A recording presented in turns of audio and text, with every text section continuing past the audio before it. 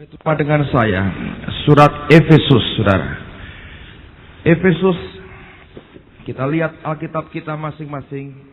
Saya mau tunjukkan sesuatu yang sangat penting sekali buat setiap kita, terutama saudara yang rindu melayani akan pekerjaan Tuhan. Anda perhatikan baik-baik akan bagian firman Tuhan ini. Efesus pasal yang pertama, surat Efesus pasal yang pertama, ayat yang ketiga. Efesus pasal yang pertama, ayat yang ketiga. Saya akan bacakan, saudara perhatikan pada Alkitab saudara masing-masing. Surat Efesus pasal yang pertama, ayat yang ketiga. Terpujilah Allah dan Bapa Tuhan kita, Yesus Kristus, yang dalam Kristus telah mengaruniakan kepada kita segala berkat rohani di dalam surga. Nah, Paulus mengucapkan syukurnya kepada Allahnya. Dia berkata, yang di dalam Kristus mengaruniakan kepada kita segala berkat rohani di dalam surga. Nah, King James tidak mengatakan bahwa berkat rohani itu di surga. Kenapa?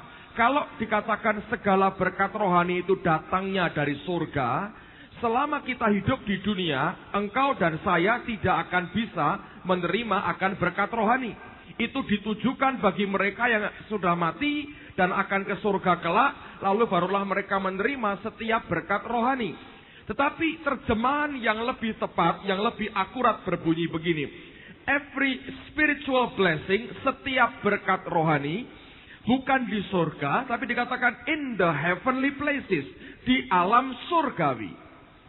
Saya berkali-kali mengatakan ini mengulang-ulang dalam setiap kebaktian, bahwa setiap berkat rohani yang kalau kita rindu, jemaat dan anak-anak Tuhan yang lain di sekitar kita menerimanya, kita harus membawa mereka masuk ke heavenly places, ke alam surgawi. Bukan menunggu nanti kalau di surga semua mati menerima berkat rohani. Itu hal yang pasti, saudara. Di surga semua yang rohani yang berasal dari Tuhan, Dia akan anugerahkan kepada kita. Lalu untuk apa? Relevansinya buat kita apa hari ini? Karena kita masih makhluk hidup. Nah, yang benar Alkitab berkata, di dalam Kristus sebetulnya Allah menyediakan apa? Dia menyediakan setiap berkat rohani, every spiritual blessing in the heavenly places, di alam surgawi. Nah, di alam surgawilah kita menerima setiap berkat rohani. Nah, apa itu alam surgawi? Alam di mana hadirat Allah, di mana Allah sendiri hadir di tengah-tengah umatnya. Nah, dengarkan saya baik-baik, saudara. Ada orang berkata begini, loh, bukankah Allah itu maha hadir? Saya berkata benar. Alkitab mengatakan dengan tegas, Allah itu omnipresence. Dia itu maha hadir. Anda mau kemanapun, kata Daud, tidak bisa dia menghindari atau menyembunyikan dirinya dari roh Allah. Kenapa? Karena Tuhan pada hakikatnya omnipresence. Dia adalah Allah yang maha hadir. Tetapi bukan hanya dia Allah yang omnipresence, yang maha hadir.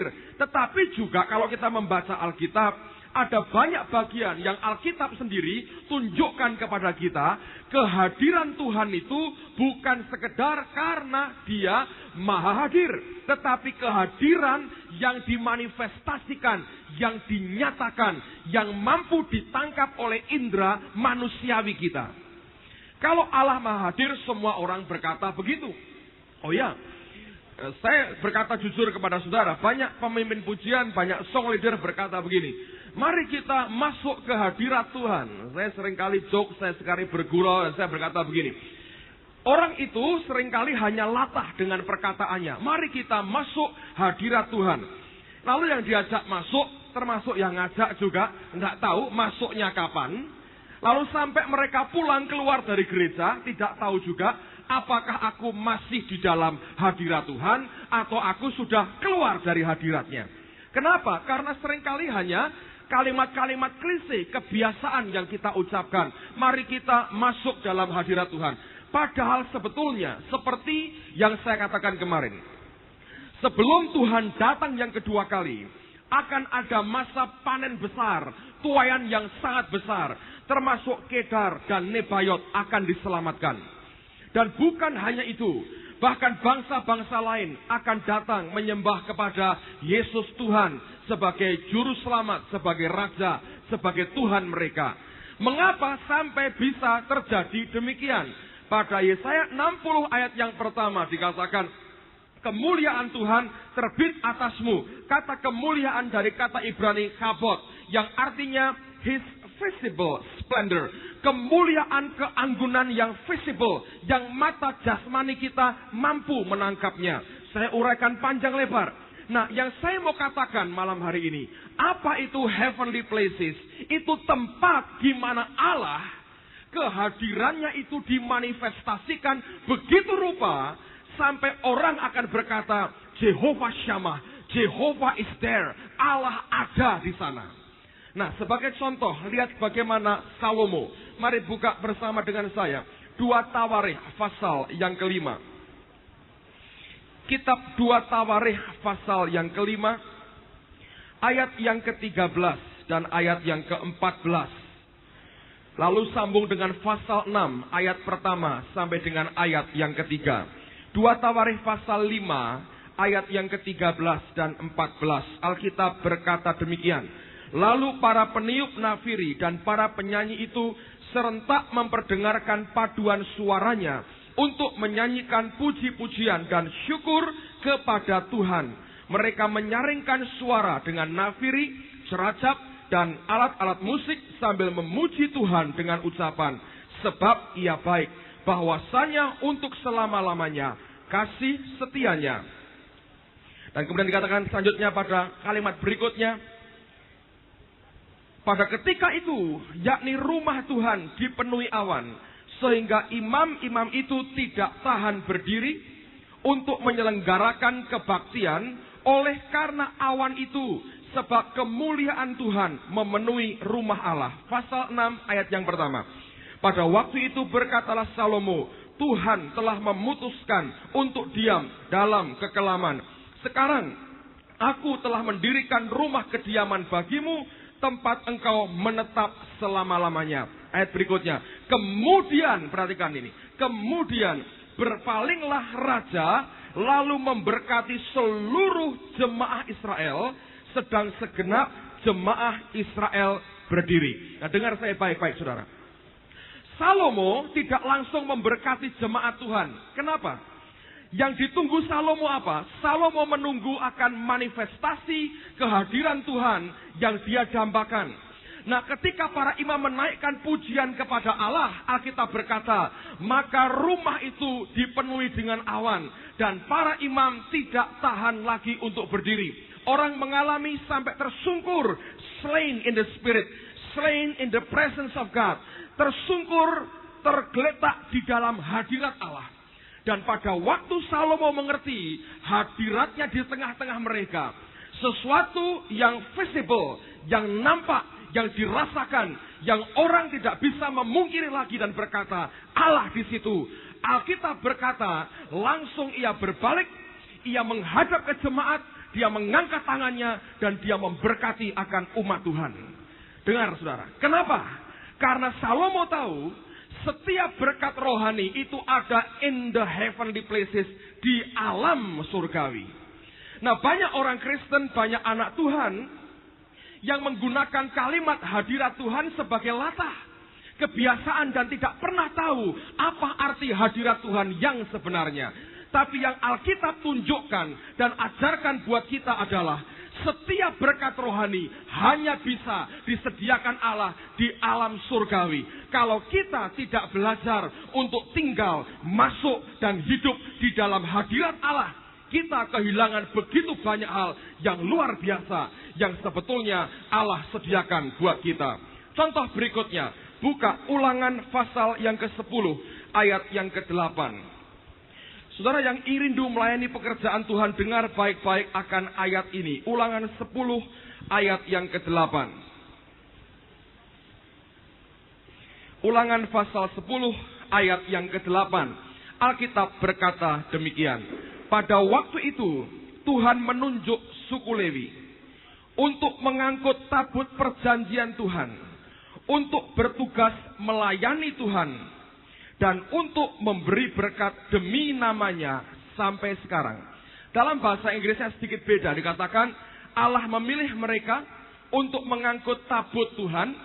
Yang ketiga, bukan untuk melayani Tuhan, tapi dikatakan to stand before the Lord, untuk berdiri di hadapan Tuhan. Baru kemudian yang terakhir Alkitab berkata untuk memberkati demi nama Tuhan. Sebelum mereka bisa menjalankan tugas yang terakhir, memberkati umat Tuhan demi namanya, maka sebelumnya orang Lewi harus belajar berdiri di hadapan Tuhan. Orang Lewi yang tidak pernah bisa belajar berdiri di hadapan Tuhan, tidak akan pernah efektif memberkati umat Tuhan demi namanya. Nah, dengar baik-baik saudara. Ada banyak orang yang tidak pernah bisa mengerti hal ini. Pelayanan kepada Tuhan tidak bisa diganti dengan sikap profesionalisme kita secara manusia semata-mata. Tidak bisa. Anda boleh studi Alkitab, Anda boleh cari gelar, tapi saya katakan tidak pernah bisa menggantikan hadirat Allah di dalam hidupmu dengan apapun yang engkau baca dan engkau pelajari. Kalau kita mau efektif memberkati orang lain, jadi berkat bagi orang lain, bagi umat Tuhan yang lain. Dengar, Allah berkata kepada Musa, aku pilih orang Lewi untuk mengangkat tabutku. Dan yang ketiga, to stand before the Lord, untuk berdiri di hadapan Tuhan. Baru kemudian memberkati demi nama Tuhan, memberkati akan orang-orang Israel. Setiap orang yang rindu dipakai oleh Tuhan, hal yang paling mutlak yang harus kita miliki adalah kita mesti belajar untuk berdiri di hadapan Tuhan sendiri. Bukan berdiri di hadapan orang lain, tapi belajar berdiri di hadapan Tuhan. Dan hidupmu akan jadi berkat bagi orang lain. Begitu engkau tinggal dalam hadiratnya, hadirat Allah melingkupi kehidupan saudara. Setiap berkat yang engkau ucapkan akan menembus sampai ke roh mereka. Dan memberikan akan perubahan hidup kepada orang-orang di sekitar kita. Anda boleh seorang pengkhotbah yang paling hebat. Anda boleh fasih lidah. Anda boleh brilian orangnya. Tanpa hadirat Tuhan tidak akan ada perubahan hidup terjadi di sekitar kita. Saya berikan contoh yang berikutnya. Lihat dalam kitab Imamat pasal yang ke-9. Kita sudah baca semalam. Saya mau ulang lagi buat saudara. Imamat pasal yang ke-9. Kitab Imamat pasal yang ke-9. Imamat 9 ayat yang ke-23. Nah, dengar baik-baik apa yang terjadi di sini. Imamat 9:23. Masuklah Musa dan Harun ke dalam kemah pertemuan. Setelah keluar, mereka memberkati bangsa itu. Lalu tampaklah kemuliaan Tuhan kepada segenap bangsa itu. Sebelum Musa dan Harun memberkati orang Israel, mereka masuk ke kemah pertemuan. Kenapa mereka masuk? Di situ mereka harus belajar to stand before the Lord, berdiri di hadapan Tuhan. Dan apa akibatnya atas orang-orang yang belajar berdiri di hadapan Tuhan? Alkitab berkata, Musa karena dia berbicara dengan Allahnya, sampai kulit wajahnya, kulit mukanya bercahaya. Dia tidak tahu, tapi semua orang mengerti ada sesuatu yang berubah dalam diri Musa. Tuhan berkata, sebelum engkau bisa memberkati orang lain, belajar stand before the Lord, belajar berdiri di hadapan Tuhan, maka hadirat Allah akan menyelubungi dan menyelimuti kehidupan saudara. Ketika engkau berbicara, pengurapan Allah, urapan Tuhan akan turun dengan kuat bersama dengan kehidupan kita. Saya belajar sesuatu, saudara. Nah, dengar. Banyak hal yang spiritual, yang seringkali tidak pernah bisa orang dunia mengerti atau kita memahami dengan cara berpikir dunia. Saya berkata, saya belajar begini. Tuhan, sadar bahwa apa yang saya kelak akan bagikan tidak bisa berasal dari diri saya sendiri. Kalau itu dari kemanusiaan saya, tidak akan pernah ada perubahan hidup sedikit pun yang bisa terjadi. Kenapa? Perubahan hidup dan berkat rohani itu ada in the heavenly places. Saya buka rahasia hidup saya buka kepada saudara. Anda boleh katakan aneh ya biar, tapi saya mau ceritakan pengalaman saya. Setiap kali saya datang, kalau kebaktian sore jam 5, jam 4 saya sudah di kantor sebetulnya. Saya kunci dari dalam, saya berdoa. Dan saya tidak pernah terima tamu. Kenapa? Saya berdoa. Karena apa? Setiap kali kebaktian mau dimulai, jujur saya buka hati saya. Hati saya gentar sebetulnya, saudara. Kenapa saya gentar? Karena saya tahu persis, ini yang namanya Petrus Agung ini tidak ada apa-apanya sebetulnya. Tapi jujur, karena beberapa kali Allah bekerja melawat kita, jemaat itu mengharapkan sesuatu dari orang yang namanya Petrus Agung ini. Diharapkan memberi sesuatu. Dan itu saya tahu berbahaya buat saya. Kalau sampai saya terpancing dengan apa yang Anda harapkan, lalu saya ambil alih hal itu sebagai kewajiban saya sudah menggantikan Roh Kudus dalam gereja ini dengan diri saya sendiri. Dan saya tahu itu bahayanya. Pada waktu saya menggantikan Roh Kudus dengan diri saya, maka kebaktian kita tidak akan pernah terjadi apa-apa. Itu pertama. Jadi isinya apa? Isinya saya belajar berdoa, mematikan kedagingan saya. Saya berkata, Tuhan, aku tahu aku ini tidak ada apa-apanya. Mereka boleh berharap, tapi pengharapan yang paling utama dan satu-satunya hanya kepada Tuhan. Faktor kedua, saudara. Alkitab berkata, belajar stand before the Lord, baru engkau bisa memberkati umatmu. Saya tidak mungkin pakai waktu persiapan sejam sebelumnya dengan ngobrol, kongko-kongko, ketawa-ketawa. Saya berdiri di hadapan orang, cekakaan dan cekikian, gitu. Sudah nggak bisa. Nggak mungkin lagi kalau saya tidak stand before the Lord. Saya tahu tidak mungkin memberkati umat Tuhan. Berat, konsekuensinya berat sekali. Dan secara manusia jujur saya bilang tegang. Saya tahu harapan begitu besar. Ada orang-orang yang rindu dijamah Tuhan. Ingin hidup dirubah. Bawa teman-teman untuk dirubah hidupnya. Mereka expect sesuatu. Malam ini Allah melawat. Dan saya tahu saya sebagai pralonnya. Di samping teman-teman yang lain jadi pralon-pralon untuk Allah menyalurkan berkatnya. Saudara ngerti tanggung jawab yang begitu besar. Yang ketiga, ini yang saya baru terakhir saya mengerti betul. Dan akhirnya membuat saya belajar sesuatu. Apa itu? Itu yang namanya distraction, gangguan, saudara. Saya ini dari muda, dari kecil dididik untuk berpikir banyak. Saya nggak bisa berpikir, meletakkan pikiran saya ini tenang, nggak bisa. Sekarang saya sudah banyak bisa. Apa bahayanya? Kalau saya datang awal, ini kan banyak orang sliver, banyak sekali. Ini saya nih. Mikir apa. Nah begitu ini kemana-mana, saudara. Saya nggak lagi stand before the Lord. Nggak bisa lagi. Ini sudah kemana-mana ini. Anda bisa berharap apa dari semua itu? Padahal kita tahu setiap minggu terjadi pekerjaan Roh Kudus itu tidak pernah diduga. Kadang menjelang terakhir sebelum persembahan ditutup, dia kerja. Kadang sebelum firman dia melakukan sesuatu. Kadang setelah firman, saya nggak pernah bisa duga kapan dia mau melayani, menjamah akan umatnya. Kalau saya tidak siap, saya akan kehilangan sesuatu. Dan kalau saya kehilangan, siapa yang rugi? Jemaat yang rugi. Saya rugi. Karena menurut saya Tuhan tidak akan happy dengan saya, saudara. Jadi saya ngomong gini dengan teman-teman. Tolong mulai dulu. Setelah kalian mulai nyembah Tuhan, kan nggak ada apa-apa. Nggak ada orang sliver, semua hanya nyembah Tuhan. Jadi saya dari kantor saya nyembah Tuhan, saya turun, saya masuk, saya nyembah Tuhan. Stand before the Lord. Mungkin ketika kelak makin kuat tidak dibutuhkan seperti itu lagi. Mungkin, saudara. Tapi saya belajar membuka diri saya apa adanya. Ini yang terjadi, yang saya alami. Jadi memang aneh mungkin, tapi biar, karena saya berkali-kali ngalami itu. Dulu ketika kita sewa gedung di Gajah Mada, datang awal, mulai mimpin doa, dari duduk lihat mereka nyetel bass, deng, itu sama nggak bisa, saudara.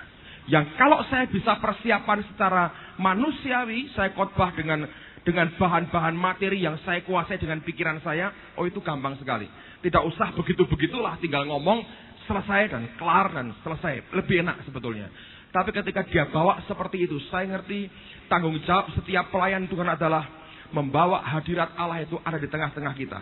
Karena di alam surgawi seperti ini, kita akan bisa menikmati setiap berkat rohani yang Tuhan sediakan buat kita dengan cara yang begitu luar biasa. Dan saya bersyukur ada banyak kesaksian yang saya dengar dan Tuhan menjamah banyak di antara kita.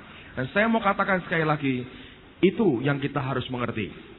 Musa dan Harun melakukan yang sama. Salomo melakukan yang sama.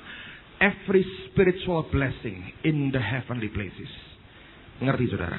Dan ini yang kita harus jaga dalam kehidupan kita. Contoh begini saudara. Bahkan sampai saya sering kali berkata pada teman-teman. Lalu bagaimana kita ini membawa hadirat Tuhan? Bagaimana caranya? Coba lihat beberapa bagian firman Tuhan dulu. Nah, di dalam perjalanan orang Israel kita tahu bahwa Allah berkali-kali menyatakan dirinya. Saya ketika sekolah diajar begini, dengar saudara. Oh, perjanjian lama itu zamannya Allah Bapa. Lalu selama 3,5 tahun zamannya Allah Putra, yaitu Yesus. Tuhan naik ke surga, Roh Kudus turun, sekarang zamannya Roh Kudus. Dulu saya berkata, oh dulu pertama-tama Allah Bapa kerja, Yesusnya ngelihat, Roh Kudusnya memperhatikan. Itu saya pikir begitu. Zaman Yesus, ya, Allah Bapa lihat, Yesusnya kerja, Roh Kudus nolong Yesus.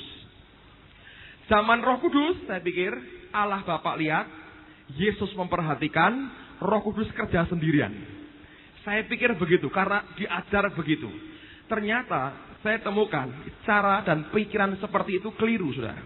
Kenapa? Siapa sebetulnya yang nampak sebagai kemuliaan, tiang awan, tiang api, yang setiap kali memanifestasikan dirinya di tengah-tengah orang Israel? Coba buka Yesaya pasal yang ke-63. Yesaya pasal 63. Ayat yang ke-11. Yesaya 63 ayat yang ke-11. Lalu teringatlah mereka kepada zaman dahulu kala, zaman Musa hambanya itu. Di manakah dia yang membawa mereka naik dari laut bersama-sama dengan pengembala kambing dombanya? Di manakah dia yang menaruh Roh Kudusnya dalam hati mereka? Terjemahan yang berkata, who put his Holy Spirit in the midst of them. Di tengah-tengah mereka. Yang menaruh akan Roh Kudusnya di tengah-tengah mereka. Jadi sejak zaman perjanjian lama, sejak orang Israel sudah kenal dengan kemuliaan Allah, Shekinahnya, kabotnya, sebetulnya Roh Allah ditaruh di tengah-tengah mereka. Memang pencurahannya bukan seluruh dunia, pada bangsa umat Israel itulah kemuliaan Tuhan, Roh Allahnya sudah dicurahkan. Jadi kalau kita ingin berkata bagaimana supaya aku bisa belajar mengenal akan hadirat Allah, kita harus mengerti sumbernya ada pada pribadi daripada Roh Kudus sendiri. Nah, bedanya apa? Zaman perjanjian lama, Roh Allah dicurahkan pada tempat tertentu, pada suku bangsa tertentu, pada orang tertentu. Zaman perjanjian baru, dia dicurahkan kepada gerejanya. Setiap orang yang membuka hidupnya bagi Roh Allah bekerja, dia akan ada dan dia bekerja di tengah-tengah mereka. Lihat akan dua ayat ini. 1 Korintus pasal yang ke-6. Ayat yang ke-19. Pasal 6 ayat yang ke-19.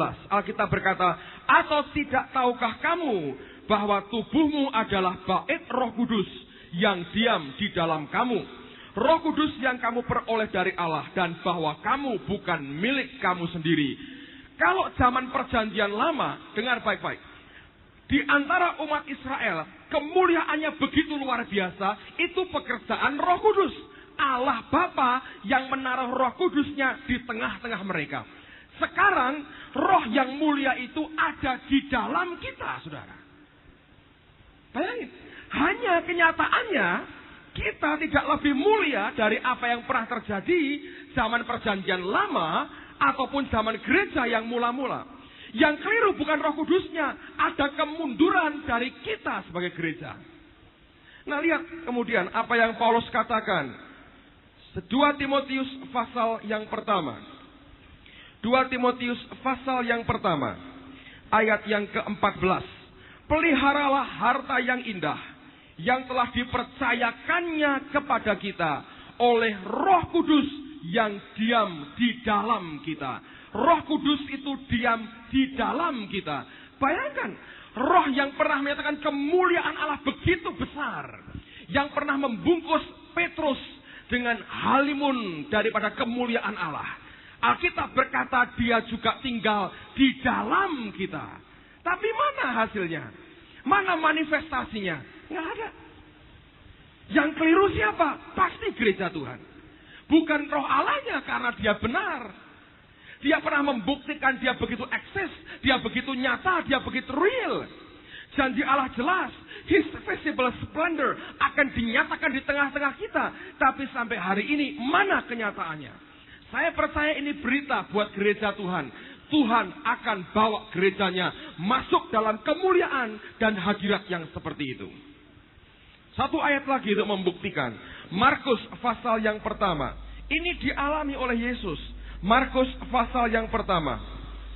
Ayat yang ke-12. Injil Markus pasal yang pertama. Ayat yang ke-12. Alkitab berkata demikian. Segera sesudah itu, Roh memimpin dia ke padang gurun. Amplified Bible menerjemahkan dengan the Holy Spirit from within. Roh Kudus yang dari dalamnya Yesus ini yang mendorong dia, membawa dia ke padang gurun. Nah, dengar saudara. Kalau kita ingin belajar bagaimana masuk dalam hadirat Allah, kita harus berkenalan lebih dekat dengan yang namanya Roh Kudus dalam kehidupan kita. Roh yang sama yang memimpin Yesus ke padang gurun. The Holy Spirit from within. Roh Kudus yang dari dalam Yesus ini yang mendorong dia. Paulus berkata, Roh Allah yang sama yang tinggal di dalam kita.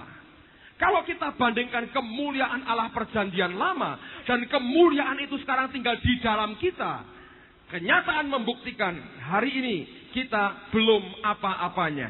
Kita tidak pernah dan tidak pernah mencapai apa yang pernah dikerjakan oleh Tuhan. Nah, sekarang saya mau saksikan buat saudara.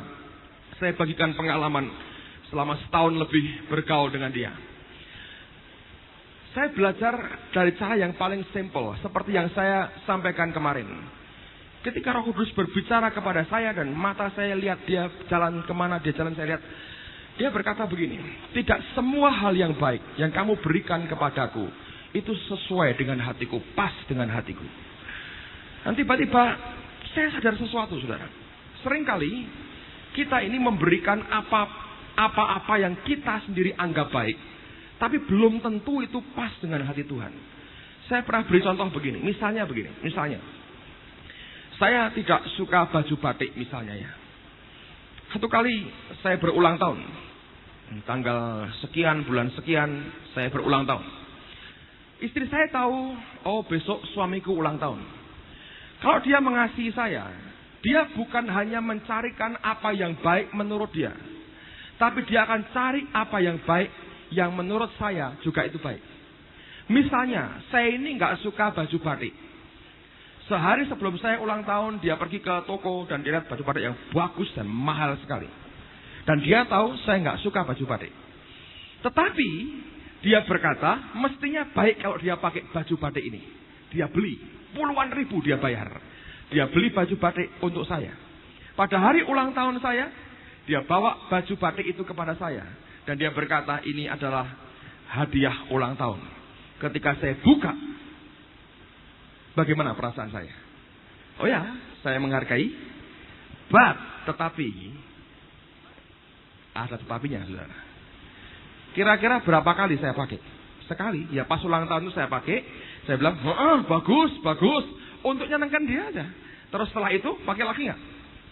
Pura-pura lupa. Kira-kira saya tumpuk, saya masukkan di tumpuan yang paling pojok. Saya lempit kecil supaya nggak kelihatan. Mana batiknya? Iya ya, mana ya? Pura-pura nggak tahu, kira-kira mungkin begitu. Supaya nggak disuruh pakai batik yang mahal yang dia belikan. Kenapa? Apakah dosa membelikan suaminya baju batik? Tidak. Tapi belum tentu yang baik itu berkenan. Kenapa? Karena saya itu pribadi. Saya punya selera. Saya punya kehendak. Saya punya taste sendiri. Dan kalau dia mengasihi saya, mau menyukakan hati saya. Ini baru suami istri loh saudara. Berikan apa yang sesuai dengan taste saya. Selera saya. Bisa mengerti saudara? Hal yang sama dengan Tuhan. Nah seringkali kita mimpin puji-pujian. Kita memberikan hidup kita. Kita memberikan apapun kepada Tuhan. Kita berkata begini, Tuhan, lu suka nggak suka, pokoknya nyanyinya lagunya 1, 2, 3. Lagunya ini aja. Tuhan lagi ngapain saya nggak urusan. Suka atau tidak suka, pokoknya ini akan saya nyanyikan. Nah silakan diterima. Engkau bekerja, urapilah saya, jamahlah jemaat. Biarlah namamu dipermuliakan dan saya nebeng terkenal. Kan begitu saudara. Ya. Apa yang kita beri sebetulnya? Nothing. Kalau saudara ngerti bahwa dia punya perasaan. Nah banyak orang berkata, loh kita kan tahu ya, Roh Kudus pribadi. Oh ya? Tahu di sini. Tapi tidak di sini. Kenapa? Karena kita tidak pernah pedulikan perasaannya. Kita nggak pernah peduli.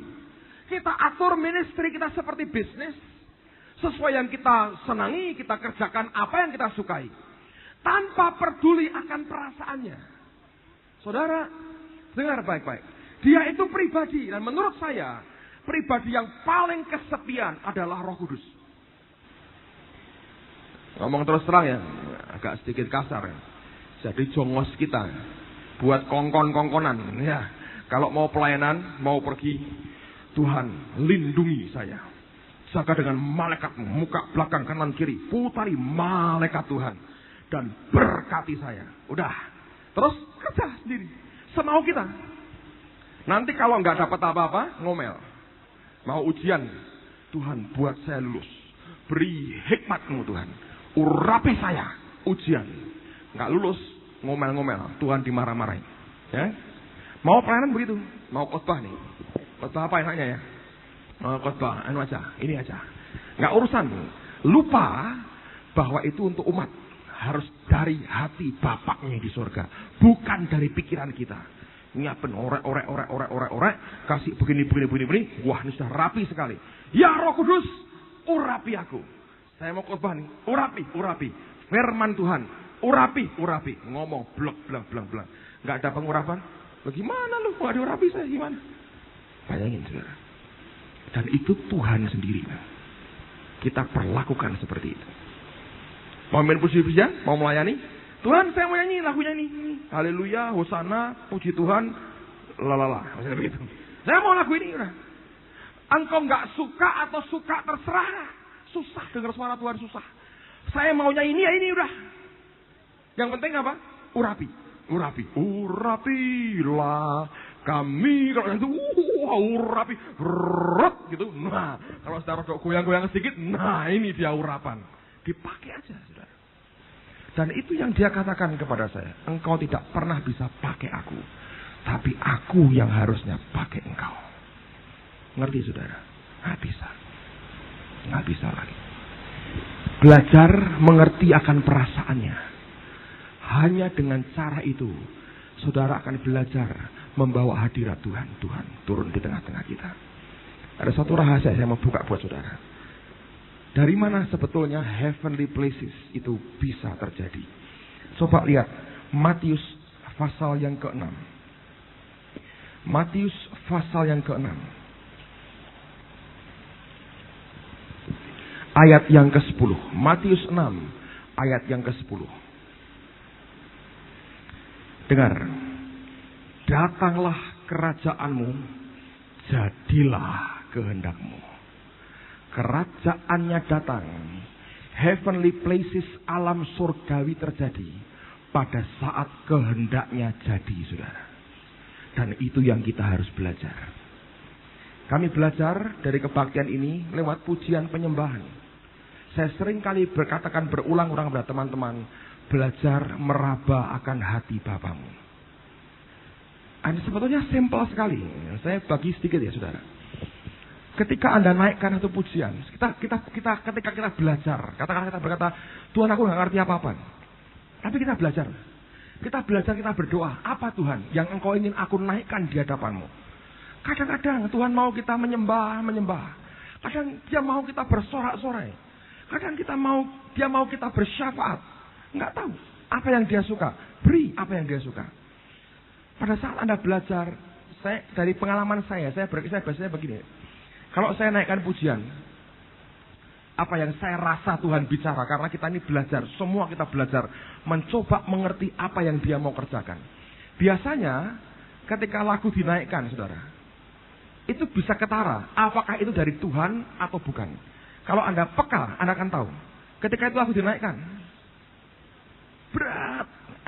Anda harus cek kenapa ini. Jangan terus nekat, dihantam terus, saudara. Nggak ada gunanya. Bisa jadi karena itu tekanan kuasa gelap. Spirit of heaviness, roh beban berat. Jemaat gak bisa memuji Tuhan. Tapi mungkin bukan itu yang dia minta. Kalau dicoba beberapa kali gak jalan, cepat sembahyang. Apa Tuhan? Rubah. Nanti kau akan bisa merasakan naik. Sampai pada titik tertentu, dia akan turun melawat. Dan pada waktu itu sesuatu pasti terjadi, saudara. Saya tahu jemaat di sini sudah mulai bisa merasakan kapan saat titik di mana dia melawat dan dia mencurahkan sesuatu di tengah-tengah kita. Terasa sekali. Itu merubah, atmosfer kita berubah. Langsung berubah. Dan orang yang mulai sensitif, dia akan tahu ada sesuatu yang sebetulnya sedang terjadi.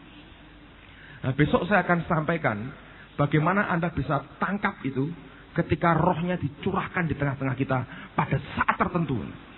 Kalau Anda belajar prinsip firman Tuhan, kau akan ngerti bagaimana get sesuatu. Karena itu penting sekali dalam kehidupan kita. Nah, itu yang harus dipelajari. Saya pribadi, saya biasanya ketika semua menyembah Tuhan, ikut nyembah saya.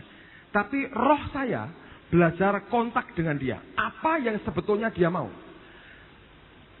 Ada beberapa kesaksian yang menarik sekali yang saya lihat. Ada beberapa orang yang secara tepat sekali Tuhan jamah. Kadang-kadang saya nggak tahu, saya nggak kenal banyak saudara. Ketika saya nyembah Tuhan, ini mata saya bisa dibawa ke orang-orang tertentu dan dia berkata, yang itu kamu undang, yang itu kamu doakan, yang itu kamu doakan. Beberapa mungkin ada pesan Tuhan, beberapa mungkin tidak ada apa-apa. Tapi saya melihat seringkali itu terjadi dan memberkati akan orang yang bersangkutan. Ada orang-orang yang pas desperate sekali, berat sekali, tiba-tiba kalah jamah. Dan Tuhan lepaskan hidupnya. Itu luar biasa. Bagaimana itu? Belajar. Ketika saya mentaati dia, saya mendatangkan sebetulnya kerajaan Allah di tengah-tengah kita. Pada waktu itu orang dibawa masuk in the heavenly places. Ngerti saudara? Tapi kalau Anda sudah pakai patokan, Anda sudah memblokir dia. Tidak mungkin terjadi apapun dalam kehidupan kita. Dalam gereja, ini pertanyaan yang bagus. Kenapa seringkali gereja buat, ayo kita hari ini kita buat KKR. Karena biasanya tiap minggu nggak pernah KKR. Ya, kebaktian kebangunan rohani. Biasanya kebaktian tidur rohani, KTR, saudaraku. Tiap minggu KTR perlu KKR, saudara. Ya, kalau tiap minggu kebaktian tidur rohani, nah aku setahun 2 kali perlu KKR. Kebaktian kebangunan rohani biar bangun. Setelah bangun, KTR lagi, tidur lagi, saudara. Nah itu yang terjadi. Nah kalau itu terjadi, repot. Setiap minggu kita blokir Roh Kudus. Nanti pada saat tertentu, ya karena KKR, kita boleh tepuk tangan. Saya pernah dengan Pak Tanto diundang ke satu kota di Jawa Tengah. Diundang ke sana, suruh khotbah. Diberitahu oleh pendetanya begini, Pak, karena ini KKR, Bapak boleh khotbah 20 menit. Lah biasanya 15 menit saja. Karena ini KKR, Bapak boleh ekstra 5 menit. Saya pikir beneran ini orang. Tak baca 20-30 ayat. Sekali baca pelan-pelan, komentar sedikit, amin, selesai. Malah enak kerjaan saya. Bayangin, biasanya Pak 15 menit. Loh kenapa? Karena kebaktian kami sejam harus selesai. Kita kan tertib Pak. Roh Kudus tertib. Jadi harus tertib. Terus saya pikir gini, loh, yang buat tata tertibnya siapa? Oh saya. Jadi tuannya itu kamu atau Roh Kudus? Ya Roh Kudus. Tapi menurut kamu, iya. Podo wae saya bilang. Gak bisa. Nggak fair. Kita yang buat aturan, Roh Kudus lu mesti ikut aturan gua. Dan itu yang tidak pernah bisa. Dari hati saya berkata begitu. Saudara, kalau tiap kali kebaktian kita memberikan kebebasan kepada rohnya bekerja di tengah-tengah kita. Tidak pernah ada KTR lagi, saudaraku. Tiap kali mesti ada KKR. Kenapa? Bangun rohnya. Kenapa? Karena Tuhan di tengah-tengah kita. Bagaimana kita bisa tidur? Ya ada atau dua yang keterlaluan itu biasa. Masih begini-begini masih bisa. Tapi saya berkata spiritually, secara rohani mestinya kita ini bangun. Dan saya belajar, itu cara yang paling baik untuk menyukakan hati dia. Dan ternyata bukan cuma untuk kebaktian, saudara. Karena kemudian hidup kita sehari-hari, kita harus berurusan dan berhadapan dengan dia. Dan dia minta sacrifice yang sama, mentaati dia, apapun resikonya. Dan itu yang saya katakan kemarin, mahal harganya. Catherine kemarin berkata apa? Mahal harganya. Dia sudah mati dan dia belajar untuk mati. Berin berkata, Allah tidak mempercayai orang yang hidup, Allah mempercayai orang yang sudah mati. Dari mana? Dari ambisi dan kedagingan kita.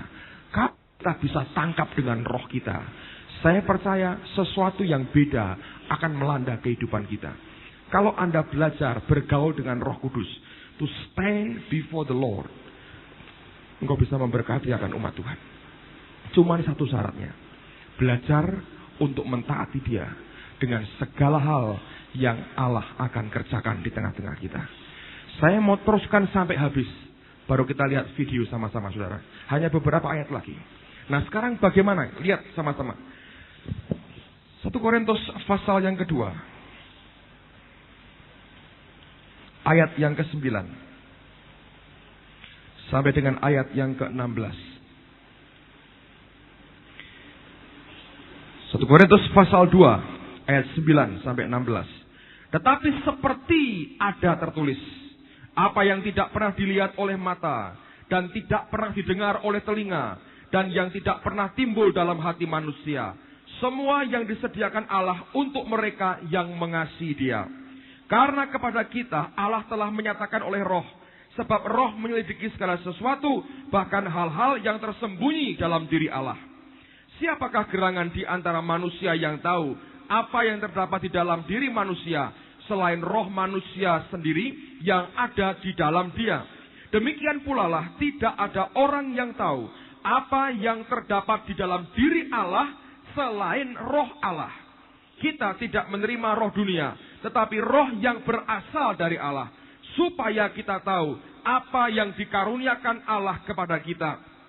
Dan karena kami menafsirkan hal-hal rohani kepada mereka yang mempunyai roh, kami berkata-kata tentang karunia-karunia Allah dengan perkataan yang bukan diajarkan kepada kami oleh hikmat manusia, tetapi oleh roh.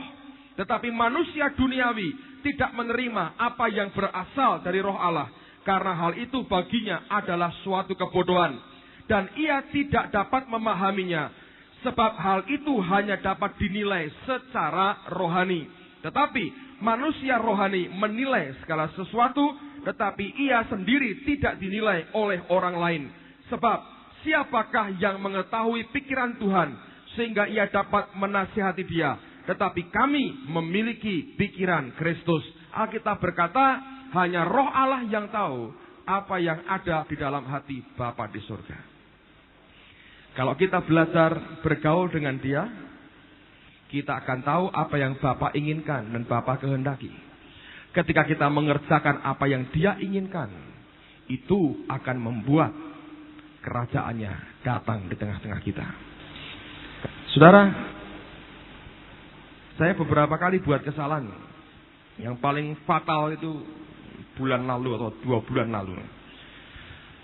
Pak Subianto ini datang ke tempat saya hari Sabtu pagi.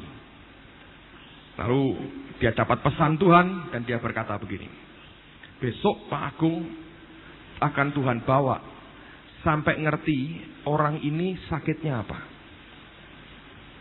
Lalu saya berkata, oh ya, saya berdoa. Tapi itu tidak gampang rupanya. Dan betul, hari Minggu pagi, waktu saya pimpin kebaktian, jelas di telinga saya ini, diabetes. Saya lihat gitu, saya tunjuk ada satu ibu yang saya tahu itu orangnya. Tapi tidak berani, saudara. Kenapa? Kedagingan. Ngerti nggak? Jadi kalau Anda melihat orang dipakai Tuhan itu sebetulnya hanya anugerah kok, saudara. Tidak lebih daripada itu. Hanya anugerah. Dan kemauan kita untuk belajar mentaati dia. Saya nggak berani. Lalu apa yang saya buat? Saya bilang begini. Siapa yang sakit diabetes, maju ke depan. Maju ibu itu, saudara. Kaget. Hati saya teratap. Saya bilang, iya Tuhan, aku gagal. Tapi saya kan jujur. Saya ngomong pada jemaat teman pagi itu. Saya bilang saya salah. Harusnya saya berkata, ibu sakit diabetes. Tidak berani. Kenapa? Kedagingan. Kok kedagingan? Iya. Apa sebetulnya? Ya banyak. Itu kesombongan, ego, kemanusiaan. Naik keliru gimana? Nanti apa kata orang? Naik bilang, lo bukan, aku jantung. Ayo. Orang banyak, saudara. Siapa yang bilang kalau itu diabetes? Siapa yang memberitahu? Pada waktu dia maju, lemes saya, saudara. Saya bilang, Tuhan, aku buat kesalahan. Anda bisa ngerti? Mahal. Makanya dia bilang, itu semua harus dipersembahkan habis ke Tuhan. Saudara mau dipakai Tuhan? Berani begitu. Habis sama sekali. Ada orang namanya Sadhu Sundarsing. Matinya nggak ketahuan gimana. Ada orang bilang masih hidup, ada orang bilang jangan ke surga, nggak jelas. Hilang tiba-tiba. Orang India. Satu kali datang ke sebuah tempat, Roh Kudus berkata, dia bawa Alkitab. Kamu injili orang yang tinggi besar, berewok, kekar badannya. Kasih Alkitabnya ke dia. Waduh, dia bilang, Tuhan, ngeri ini orang. Saya kasih, disikat, saya kepental ini. Orangnya kasar sekali. Dia bilang, kasih. Saudara berani? Dikasih. Waktu dikasih, nangis, saudara. Lah ini yang saya cari lama. Bertahun-tahun. Kok kamu yang ngasih? Bayangin. Ya akhirnya enak, saudara. Ya karena kita baca ceritanya, oh akhirnya benar dari Tuhan. Pada waktu mau ngalami. Ya kalau iya. Kalau tidak. Ayo. Itulah sebabnya. Kenapa Tuhan minta kita mati. Itu tandanya ini orang ini belum mati. Masih cukup hidup, saudara. Masih bisa mikirkan diri sendiri. Ya, saya belak-belahan orangnya, ya saya nggak usah nutup-nutup, tidak jadi munafik. Nggak bagus. Artinya belum mati total. Makanya Tuhan bilang, ya kamu begitu ya susah. Nggak bisa. Harus dimatikan dari daging. Kalau Anda masih ada ininya, ada ego, ada manusiawi yang kau masih pertahankan. Sukar, saudara. Karena dibawa sampai ke situ. Berani nggak? Sampai pada titik seperti itu. Beberapa kali Tuhan uji. Saudara mungkin masih ingat waktu kita sewa gedung di Wisma Gajah Mada. Oktober pulang dari Amerika. Kebaktian. Dan waktu mereka suruh berdiri, Tuhan ngomong, ini yang paling dari dulu saya tidak mau. Dia bisa jelas sekali, tiup. Waduh, saya bilang, ini mesti orang bilang dukun tiban ini mesti. Kan betul itu, ada hambatan ngomong, dukun tiban ya, aku sekarang, niup-niup orang. Itu yang paling saya tidak mau. Kenapa? Saya tahu itu orang berkata ini mesti tiru-tiru. Ya gitu. Apa yang paling saya hindari, disitulah dia paling tembak saya. Selalu begitu. Jadi kalau dengan Tuhan, Anda boleh mubeng kemana aja. Yang paling Anda takuti, nah itu dia teriak. Nah itu betul itu. Nggak bisa. Disitulah daging ini paling hidup. Kelihatannya kan rohani ya. Oh saya tidak mau begitu-begitu. Saya mau yang dari Tuhan, tidak mau ikut-ikutan. Padahal sebetulnya, itu ketakutan itu berkata, ego daging saya masih hidup sekali. Nanti apa kata orang? Ya ada apa-apa, dan ada apa-apa, saudara. Ada teman hamba Tuhan datang. Lucu sekali. Saya diundang ngisi retreat hamba-hamba Tuhan di Kaliurang. Ini dia dengar kesaksian saya. Berapi-api. Pulang ke gerejanya. Terus Tuhan mengurapi dia. Minggu itu bukan KTR tapi KKR, saudara. Dia tiup jemaatnya. Waduh, luar biasa. Ini orang dari pendeta di Mboja. Dipakai Tuhan. Beberapa kali begitu. Sampai diundangi khotbah. Yang ngundangi teman-temannya. Gereja-gereja yang di beberapa daerah yang dia kenal. Ngundangi dia. Nah waktu itu sampai orang berkata, wah Benin soko Mboja. Katanya begitu. Karena manifestasinya begitu. Setelah kira-kira 2 bulan. Tiba-tiba datang ke tempat saya di kantor. Itu hari Sabtu, saudara. Kalau nggak salah. Atau Jumat, saya lupa. Dia datang. Dia berkata begini.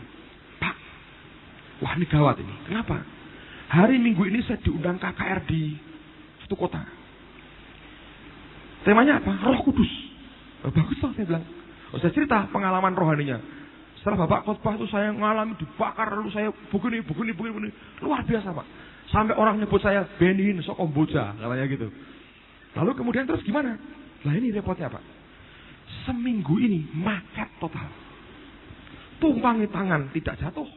Mau saya dorong sedikit orangnya marah. Ditiup-tiup gak ada apa-apa.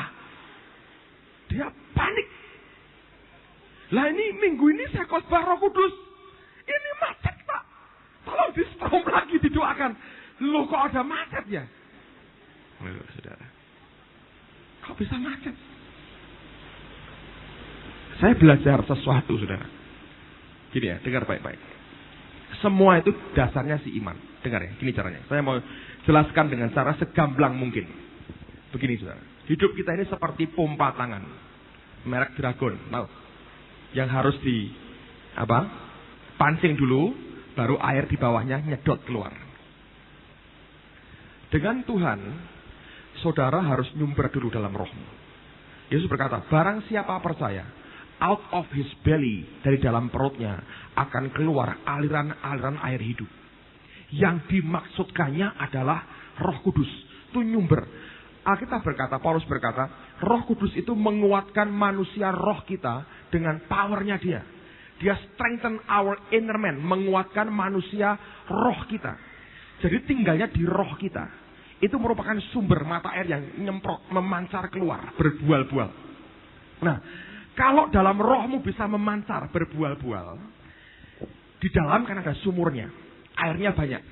Dipancing dari luar, Anda dengar firman Tuhan, lihat video, dipancing dari luar. Seperti sesuatu yang mancing sebetulnya. Itu membangkitkan akan rohmu, mengobarkan akan karunia roh dalam hidupmu. Dipancing, engkau pompa, keluar. Keluarnya apa? Pertama akan keluar air pancingannya keluar. Sehingga sepertinya masa-masa pertama, loh ini kok mirip si ini pelayanannya. Itu sebetulnya yang keluar tuh air pancingannya. Tapi karena dalamnya sudah ada airnya, nanti kelak akan keluar air aslinya, nyumber. Tetap nyumber, saudara. Nyumber. Nah, kalau pipanya ini bumpet, saudara. Tertutup rapat, kesumbat. Anda kasih pancingan, pompa, keluar enggak? Keluar. Yang keluar apa? Air pancingannya. Tapi setelah air pancingan ini habis, keluar enggak? Tidak lagi. Ngobos coklak, ceklak. Macet tadi, saudara. Nah, saya ngomong ke dia. Yang keluar 2 minggu itu air pancingan, saya bilang. Oh begitu. Kamu belum nyumber sendiri atau ada yang tersumbat di sini. Dengan Holy Spirit, dengan Roh Kudus. Itu prinsipnya. Kenapa daging kita dimatikan? Supaya sumbatannya itu jebol. Yang nyumbat itu apa? Kedagingan kita, saudara. Kalau mau disalibkan, disangkali, dihancurkan, nanti akan nyumber keluar dari roh kita. Nggak mungkin macet.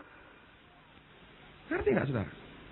Makanya ketika pertama kali Tuhan lawat kita, Oktober lalu, tahun lalu, saya dengar nih beberapa teman berkata gini, malah paling-paling telung sasi entek, gitu ya.